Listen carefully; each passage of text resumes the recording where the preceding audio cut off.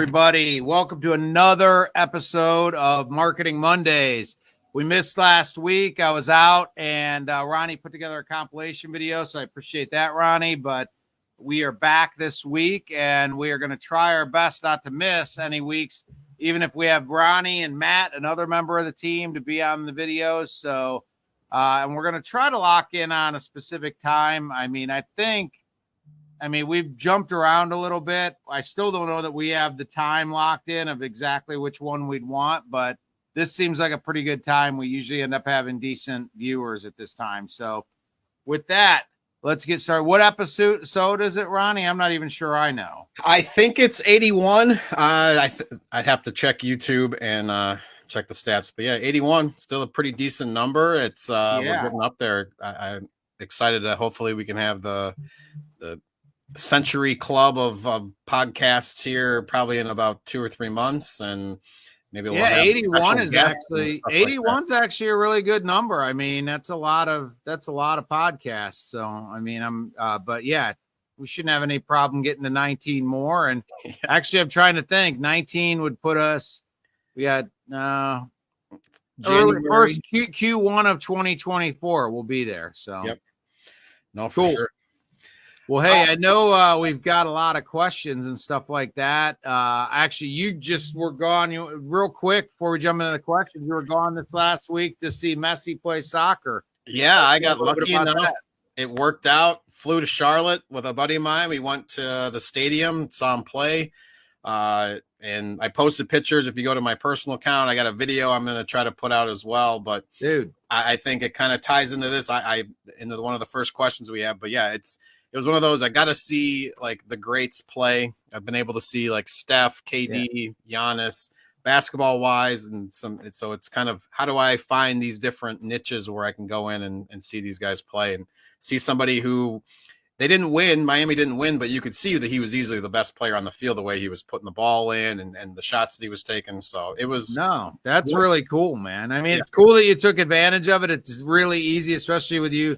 I know it turned into a hectic weekend for you, but it's one of those things. I applaud you for taking the time to be like, there's always 100 reasons why you can't do it. But, then you end up getting years down the road and you're like, man, I wish I would have went when I had a chance to see it. So anyway. No, I agree. To me, one of those memories is more important than money or whatever. So if it's like, granted, we talked about took a Spirit flight, so that always goes fun. So I don't want to. That's one word for it. That's one word for it. There's that type of marketing, and then there's us. So we'll stick with the positive stuff that I will try to get it to. So let's go ahead and jump in then. Let's go ahead and see what we've got today. So one of the questions that you and I discussed, I also had a client as well ask me some questions about this, but what would be a solid all-around camera that would be a step up from an iPhone? And so at least for me, I think it's one of those where whether you're looking at like megapixels and stuff, especially with iPhones, I think a lot of times you can get away with a lot with an iPhone if you're just especially the new ones. I mean, the pros are pretty capable. I mean, for sure. Yeah, and when we had talked about this, and you'd mentioned that if there was something like better than an iPhone, and I keep thinking, well, like the next iPhone is going to have like 48 megapixels, which is easily better than a lot of the really high class cameras you can get, but they're probably the same price. You're probably going to spend like $1,500 to $2,000 on an iPhone versus going out and getting a pretty decent camera to get off the ground. I personally, my wife is big in photography, and so like she kind of got me kind of hooked into it. Mm-hmm. And I've kind of got a display of stuff here that I kind of wanted to show. And speaking of going to Messi, I brought this one. It's a Nikon Cool Pix, and it's a really old. It's not that great as far as trying to do like close-ups or anything, but it's really good for sporting events. So if it's something that you want to get one for, take pictures of your kid while he's playing, or like I did from the nosebleeds in the stadium, was able to get pretty close-up pictures of Messi and some of the other players. And with camera restrictions, depending on where you go, I've gotten into pretty much all sports events with that one at Northwestern for football games, baseball games, because it's not a detachable lens. And so when I had suggested to you, I have like a Canon 90D, and so this has got pretty high high value camera system. It's a mirrorless camera, and it's got a longer lens. But this one, I would not be allowed to bring this one because this detaches off. And so that's when I say like a detachable lens, is where that comes into play as far as, obviously trying to get this work, but it zooms out. You can get a lot of good shots. I do studio work with that one. So that's if you're really thinking like this is going to be something I'm doing. And me personally, I went and took a photography class at a community college just so I could understand this a little bit better. And so it's one of those things. How much time and effort are you willing to kind of put into it? But I've also seen plenty of people get great stuff with just a regular GoPro. Just set this thing up, do time lapse. It's got wide angle lens. It works really well for social media. But otherwise, I consistently use my iPhone for a lot of things. So it's dependent on how much effort and how much money you want to put into this. Obviously, you can go. It's funny, like I see these things on Instagram. I'm like, that's a great camera. You must take great pictures. And it's like, no, it's the person taking the picture, understanding how to use the equipment that they have. Like if you go and spend $3,000 on a camera, it's not going to make your pictures great unless you know how to use it. I mean, one of the things I talk to a lot of people about that are clients, because we a lot of times will ask them to send us pictures to use on social media or things like that. And one of the common things has nothing to do with the camera. It's just how to properly frame up a picture, like, and how to, I don't even know, like you might have a good way to describe it, but a lot of times it's like we get pictures and either part of the actual item we're trying to focus in on, the vehicle, the home, whatever, is cut off, or it's taken at a bad angle, or the sunlight is, I mean, so a lot of it, I think, is whether it's an iPhone or an expensive camera, it's like if you don't frame it up well and you don't take it from the right perspective, it's going to you're not going to get a good picture, no matter how good the equipment is. Yeah, that's absolutely true. And by far, am I no means an expert photographer. Like me, my end game, like whatever I'm end up doing when I'm 90 is to hopefully be a wildlife photographer. So that's what I'm aiming for in a few years. But obviously, 2 years. You said 90. I mean, well, that's when I start, and then you go on after that. But I think especially too, if you're trying to frame something, like play around with the settings that are on your iPhone to kind of have a better understanding of maybe, oh, there's different things I can do with it. Don't point it in the sun, or like if you want to have light on something, use the sun as like a light and then take pictures of it versus like the sun's behind you and the person is going to be like a silhouette. So like you said, understanding where to take the picture from. Obviously, if you get in the higher level ones, it's understanding the exposure, the aperture, the shutter speed, and kind of all those other things, and to actually know what each one of those terms and then think about how to use it when you're actually taking a picture. That's why this thing's got so many knobs on there, because you can take different types of modes, and then from there it's like you still can manually operate the system too. So it's a lot. Like it was I still don't know much. I want to go take like 2 or 3 more classes just because there's so much more that you can do photography wise. But I think the biggest thing is just kind of go out there and try and see what works, and like, okay, let me change this. And that was what my photography teacher was talking about to us all the time, is you got to just take a bunch of stuff, and if some of it's crap, then you know what didn't work, and kind of go from there. Well, the other thing I try to tell people a lot of times is to, take a picture from further away. Like a picture can always be cropped in, you know what I mean? Mm-hmm. But if you take it too close and you've cut off part of the picture, we can't. Well, now with AI, I was about to say we can't add to the picture, but with AI, we actually can now. But a lot of times it's like I always say to people, if you're in question, take the picture from a little bit further back, because we could typically zoom in and crop it if we need to. But if you don't get if you don't get it framed up well, sometimes with cropping and rotating and things like that, you could still salvage it. But if you take it too close, we're sort of stuck with what we have.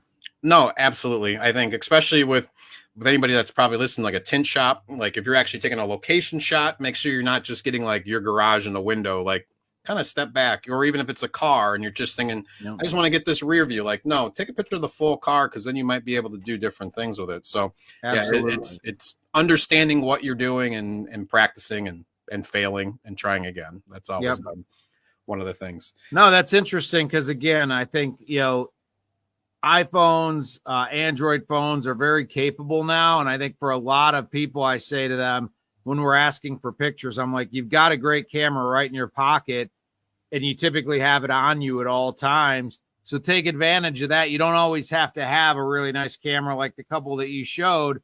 You're better off getting a picture with your phone than not getting a picture at all.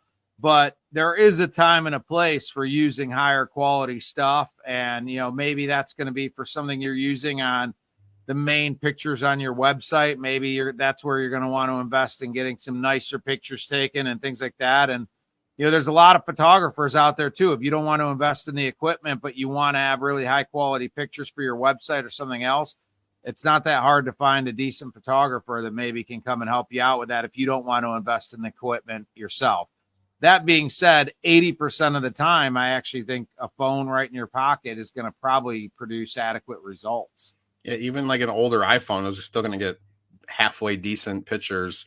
Yeah, it might be grainy, but if just like with anything else, if you're telling a story with your picture, somebody can understand it. I can understand a grainy video from like the 50s, like anybody can, like, what's going on. It's just a matter of having it being super clear, which is just an extra a lot of times for things. And so it's just try. Yep, absolutely. So this goes into my next question. So one of my clients he's got this product and he wants to figure out a way to explain it. And what would you recommend in the process of filming and editing content? And so with him, what was the context of the question again? No problem. What would you recommend in the process of filming and editing content? So I guess kind of the step-by-step, and at least with what I was trying to explain to him is he has this product and he wants to be able to put information out on social and just didn't know where to start. And so with him specifically, it's like something you can it's a magnetic strip you can put around your house. So it's like, write down all the different places that are in your house that you're using this product. So whether it's, even if it's something like tint, like kind of go through and show the different reasons why somebody would have tint. And so it's kind of, how do I create content out of thin air? We've talked about this before. If you don't have anything, where do you start? And it's show it in use and kind of explain, like, this is what it does in this situation. Here's how it does in this one. I often say to people, one of the best inspirations for knowing maybe a video to shoot or a piece of content to create is think about the questions you get asked by your customers or potential customers all the time, and then create a video to answer those questions. Fact is, if you have a client or a customer that's asking the question, there very well might be a lot of other people with that same question. So utilize those questions you're getting and you're answering as an inspiration to say, maybe I ought to create pieces of content. So when somebody asks you something, maybe jot it down and use that as kind of a hit list of things you need to create a piece of content about. As far as I know, you had said the filming and editing. I mean, you do a lot of the editing for iMagnet. So I would be a big proponent of telling people to capture more as opposed to less, and things can be edited together and things like that. I think a lot of times people, feel like they need to catch everything. And a lot of times you create a video that's long and drawn out. I think people have become very proficient at quickly dissecting and understanding a video. So I don't think videos take anywhere near as long as we think they do to set up and explain it to people, especially in the age of TikTok where people are picking up, they're digesting the entire video and just quick snippets. So I think a lot of times we tend to overthink how much needs to be into the video and ending up shooting much longer and more drawn out videos than are needed. Yeah, I would say you hit the nail on the head for the second part of what I was going to say. Was with him specifically, it was kind of what's the setup, and that kind of goes along with accessories, and I'll continue my like show and tell, is that you can get these things for your phone where it just kind of like holds it in place, and it's a tripod and it's about 5 feet tall. And so like with him, I just told him, set one of those up, like explain what you're doing throughout the house. And then to mirror what you just said was like, take the next 10 questions of things that you are most commonly asked that you can answer to whoever is going to have that question when they first see your product or service online, and then kind of just sit down at a desk, set this up, and just talk to them and kind of explain it. And for me, what I told him and kind of what we do too, it's like, just put everything out. And then once you have a video editor, or if you know how to kind of cut these down, you can kind of trim up and take out ums and ahs and all the other like little pauses and stuff that might happen. And I do a fairly decent job with that with some of the stuff that you've seen on Instagram now almost every day. So I'll take this whole thing. We'll post this on YouTube. I break up the questions and understanding how to cut that up. It's one of those, I think I've done a video of how you can trim the endpoints as far as within iPhone to kind of, all right, here's how I want to have this segment of the video and create a new video from that. And then put it into like a video editor if you want to add in the text, the kind of the closed captions that are going to show up. And if you want to put a logo on top of us, split this screen in half. So there's a lot of different things after the fact, but essentially just doing the basics from the beginning and then kind of slowly going there. This is, I used to make fantasy football videos for my buddies years ago, and I realized like, hey, this is something that people need. So it's not going to happen overnight. It's definitely going to madden you with some of the stuff of like trying to edit like little micro seconds, the stuff that I do now. And so it takes time to kind of get into that process. But one, if you have a question, reach out. But to me, I try to put content out that's going to like explain like, hey, here's how you do slow-mo. Here's how you do time lapse. Here's how you can edit and crunch that video down to take out that 5 seconds where you're kind of waiting to see if the video is on. So it's tricky. Well, I also tell people too, videos can always be edited. I've seen a lot of people, they'll go to shoot a video, just like what you just said with regard to, just like what you just said with regard to setting up a tripod with the camera. And then they'll go to like say something, and then they make a mistake, so they go and stop it, and then it's just like just start over. You can always go in and just trim it to the point, the new starting point. So just get it on tape, and then it can be trimmed or edited from there. The other thing I would make a point of saying with regard to videos is they don't always have to be super polished. I mean, a lot of people I think feel like they need to be this polishing, depending on what the type of video is. There's certainly a place for produced, polished videos, but in most cases, if you're producing something to answer questions on social media and things like that, a very raw, transparent, like you're talking to the camera, just a basic video could do really well. And then, finally, the other thing that I would say is, the subtitles are critical. If you're like me, a lot of times at night, if I can't sleep, my wife's in the bed next to me, I might be watching social media and watching a video. And if it doesn't have subtitles, I have no idea what's going on in the video. But I could watch your video if it has subtitles and still know what the video is about, even if I have the sound on my phone completely off. So today, and I don't think I'm alone in using a cell phone that way. I think a lot of people do. So definitely make a point to put subtitles in as well.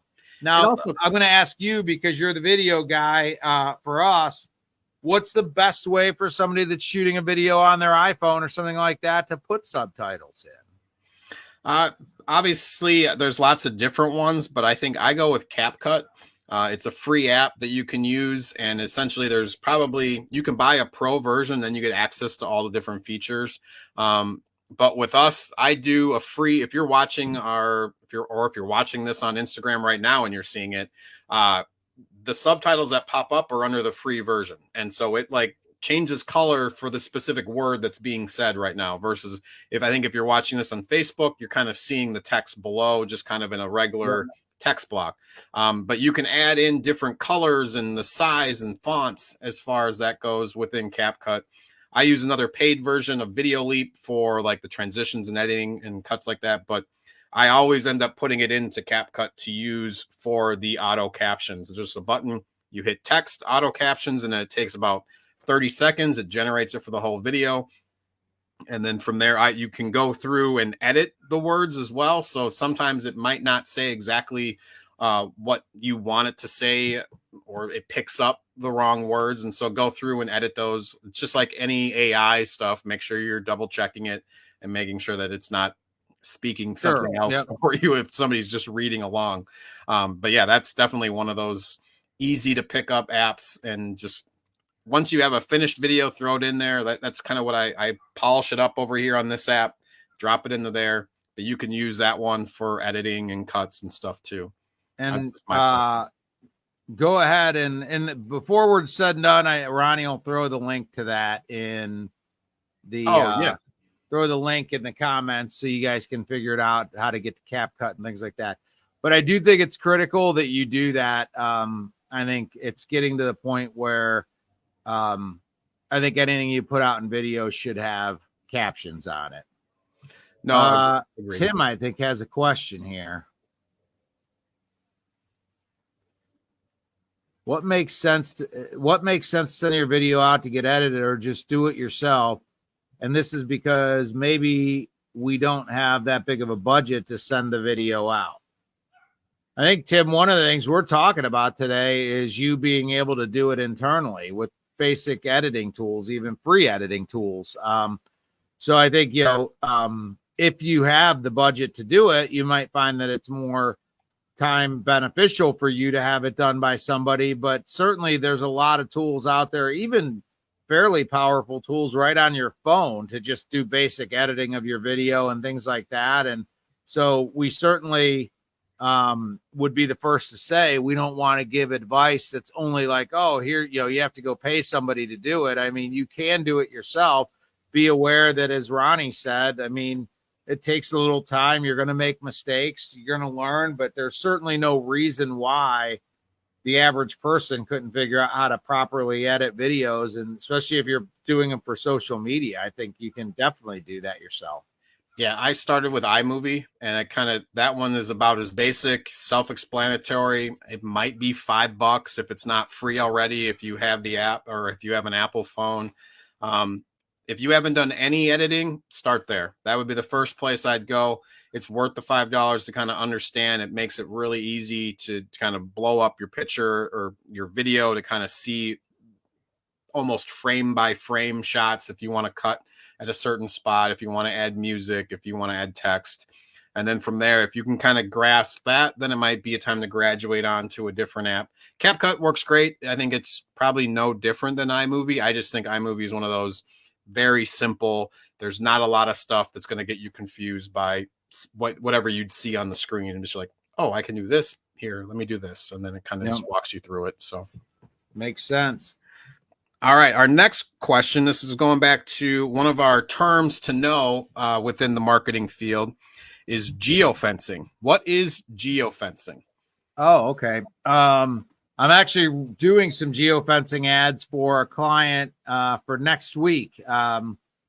It's the SEMA show is next week. It's a big show that a lot of our clients are involved with. So one of the things that we do with regard to the SEMA show is we can actually create an area to market to that essentially is the Las Vegas Convention Center, where people are at that are attending the SEMA show. And we can run ads specifically, if you want to call it a fence, inside that fence. So we can fence off the Las Vegas Convention Center and run ads on Meta, Facebook and Instagram inside of that fence.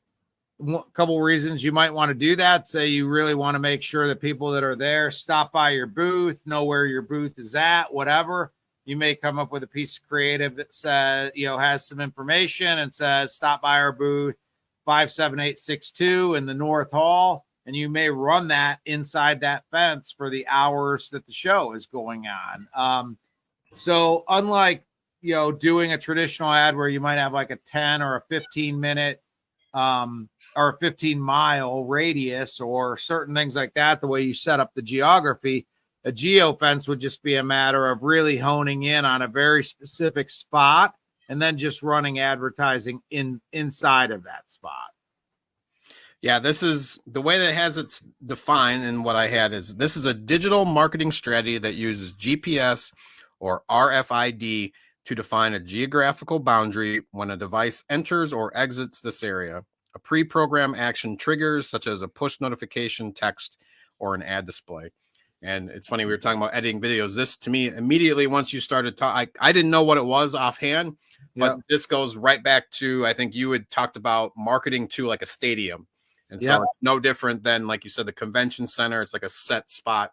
So it's one of those things where I was at like the Messi game, and somebody could have been marketing like apparel or merchandise as far as Messi stuff to anybody that might have gone on the social media within that area. So, or the restaurant across the street from the stadium, and marketing and saying, hey, bring your ticket stub or proof that you attended the game and get 50% off a meal or something like that. So it's a really good way to use it. I know a lot of people we work with do set up booths and things like that at things like home shows and things of that nature. So you could, even if you have a booth there, you could tell people, you're there, tell them where you're at within the show. You could target that where that show is happening.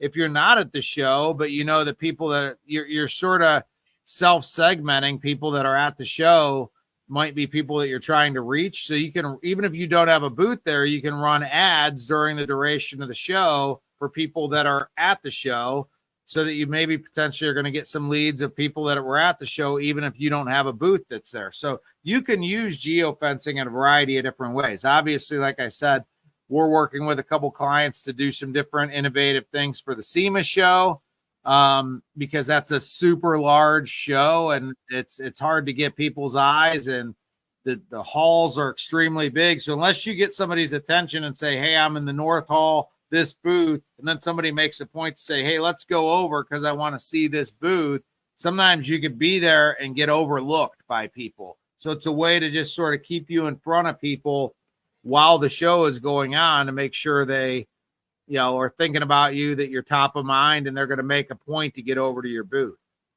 Yeah, no, I was just saying this makes sense for like a cars and coffee, whether you have like an expo show or a craft fair. I think that's one of those spots where you can utilize this because that there's going to be people at one spot. So definitely check into that and see if it helps you guys out.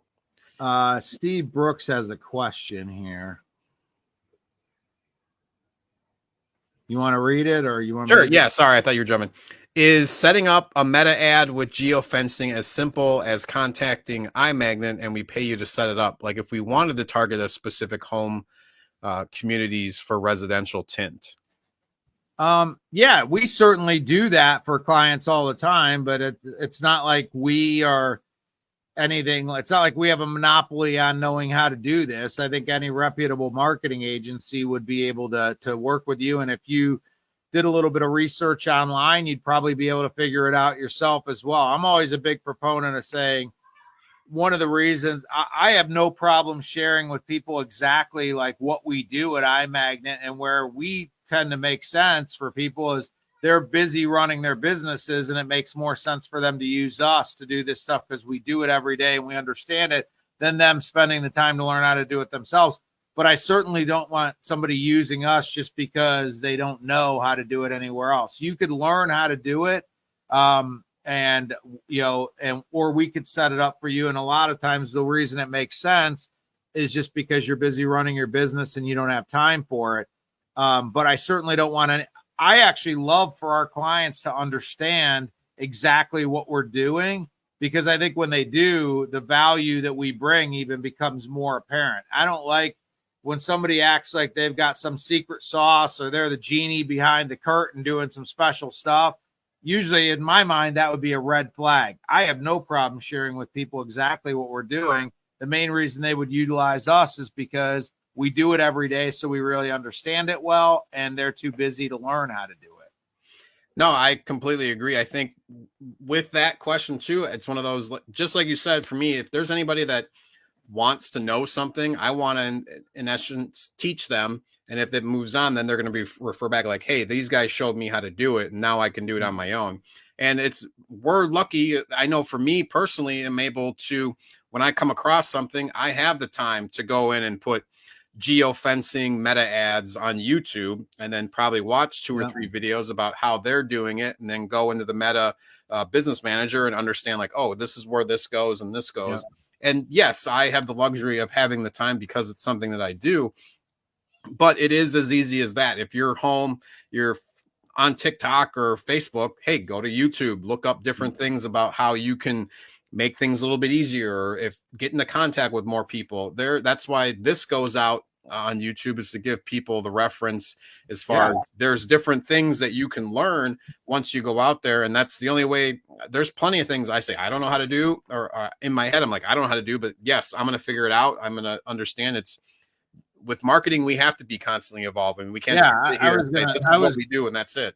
I was going to say a big part of what we do as an agency, because things are always evolving and things are always changing. A big part of what we do as an agency is try to remain on top of what changes. I listen to a lot of podcasts. I watch videos. I read articles. A big part of what we do is try to stay on top of all the changes and things that are happening.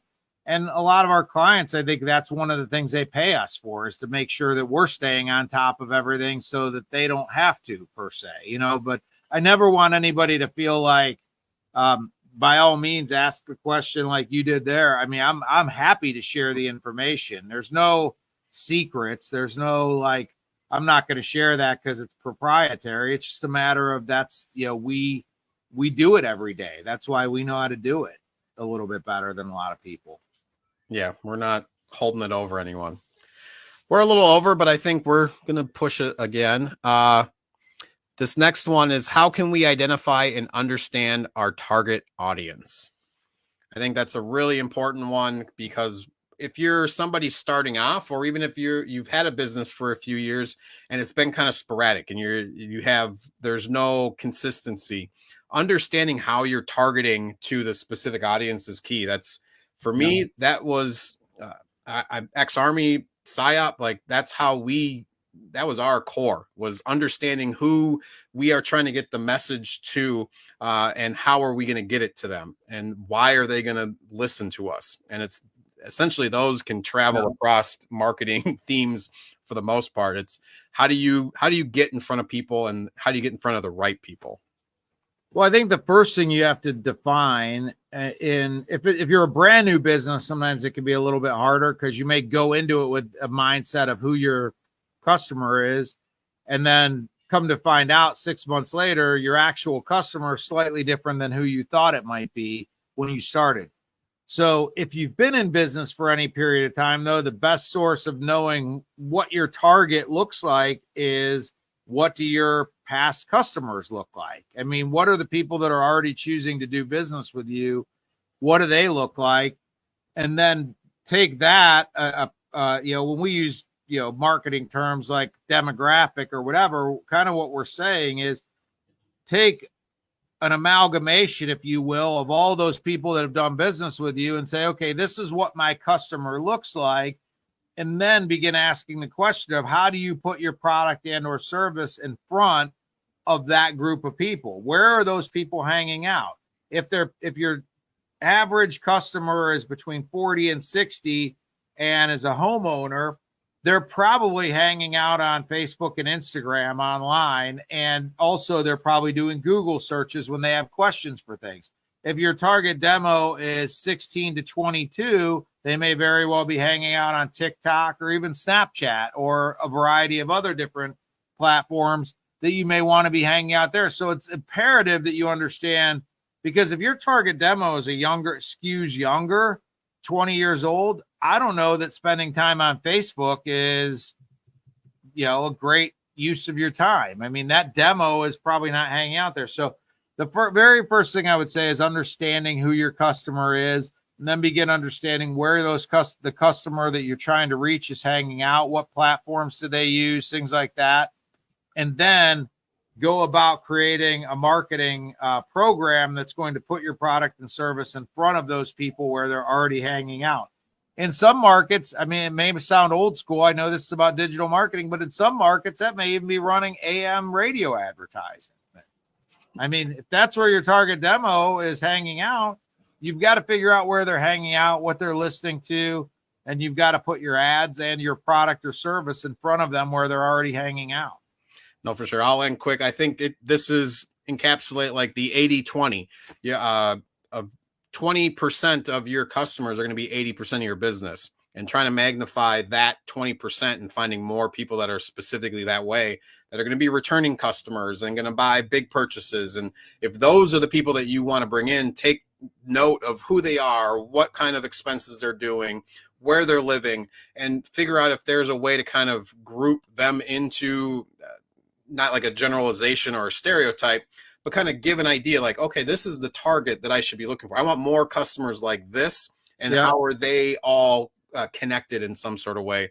And then there's maximize your efforts towards that. Really quick, I want to, once you have a good dialogue, if you're collecting data with a CRM or a program like TintWiz or anything like that, and you're collecting people's email addresses, there's even ways you can use an email list to create what's called lookalike audiences. Now on both Google and on Meta, you can actually upload customer lists, and actually that customer list, they would identify the common traits of those people in their accounts, and actually you'd be able to utilize that as a way to reach more people that are like that. So if you are not doing it right now, not collecting email addresses of your customers, I would urge you to begin tomorrow collecting email addresses.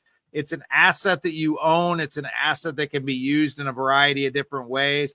So by all means, if you're not collecting email addresses and keeping them in a way that they can be used in a Excel file or something like that, if you're not using a CRM, at least something to keep those email addresses, you will find that they can be used in a lot of different ways to help you target your new customers by using your old customers' data. Yeah. Steve had one last question here. What are your guys' thoughts on Meta ads versus Google AdWords? Do you feel ROI is better on one or the other? Great question, Steve. Thank you for the couple questions you asked. I'm going to break it down a couple different ways. Hopefully this answers your question. Google AdWords are going to be placed in front of somebody once they're sitting down in front of a search engine and they're actually typing in an inquiry. So it's a very intentional search. A Google ad is being put in front of somebody that's already somewhat intentional, maybe a couple steps down the sales pipeline, because they're doing some research. They're inquiring about something online. So when you put your ad in front of them, they're already showing indicators of interest in moving forward with a purchase. So a Google AdWord, a Google lead might be, or a Google impression, or however you want to, whatever metric you want to use, might be a little bit more expensive in some cases than a Meta impression or click. But my argument would be that's a more intentional. They're probably a couple steps further down the sales pipeline than a Meta ad. Now, Meta ads are something that somebody doesn't even have to have shown an inclination that they're interested in your product or service, but based on their information, the demographics, things we talked about, you're going to place your ad on their stream in front of them. So what you're doing with Meta ads, you're trying to expose your product and service to a bunch of people that might not even be thinking necessarily about buying that product or service, but now you've stimulated their interest and they may move forward and continue down the process and become a customer. They also might be considering it, but they haven't really taken a step to actually do research or whatever, but then they see your ad and that's what stimulates them to move forward. So I really feel like AdWords and Meta ads really reach people in two different ways. Google is already people that you know are somewhat interested because they're already doing some research. Meta is putting you in front of a bunch of people that might not even understand that they might be interested in your service. So you're kind of casting a wider net to try to reach people that might not even be thinking about your product or service, but you may reach some people that you can then convert and bring them in. Google is reaching people that are already showing signs that they're interested. And then the ROI, it's really hard to answer that question as far as return on investment, because in different markets, Google ads work really, really well, but they can be very competitive. So they can be very costly. And Meta ad, like sometimes it depends on the budget somebody has. If a client comes to us and says they have not an unlimited budget, but a much more, larger budget to where they could do different things. In my mind, running both Meta ads and Google ads would be advantageous because you hit both sides of that. But if you come to me with a very limited budget and you're in a competitive market, I might not put you into Google ads because you just might not have enough money to really make an impact there, where you might be able to make some headway with Meta ads. So I hope that helps, Steve. I know I talked a lot around the topic, but I hope I hit on some things that made sense to you. I would just add, as far as like we've mentioned before, anytime that you're using Meta and the platforms, make sure you're putting out organic stuff as well as the stuff that you're going to be posting. And that way you can see what's working organically. And then maybe that's the stuff that kind of gives you a litmus test of what's working with people. And the only difference too is that you might get more of a return on a video and a reel on Instagram and Facebook, just because it's kind of marketed out to people a little bit better versus a Google AdWord where that's somebody's going to be specifically typing for that. So there is going to be a difference in how each of these work. I think personally, I think it's a lot more targeted and you can get a lot juicier into the Google AdWords than you can with the Facebook and Meta ads as far as that goes. But it's one of those, I would do both and kind of see what's working and then keep trying and see like, how do you tweak each one in a way if you can? Because one, you can go and post for free in the Google business sections and have stuff going, and then creating content on Facebook and Instagram is free as well. It's just a matter of what am I actually boosting? That's going to be the big question too. You might be boosting a dud of a post that's just not going to get anything if you just post it and put money behind it and you don't know what's going to happen with that. Whereas if you look back in your last 2 or 3 weeks of organic and see like, oh, okay, the one from Wednesday and last Tuesday did really well organically, so let's put some more money behind that, and then you might actually get some returns on those. Yeah, absolutely. Thank you for the question, Steve. And just like the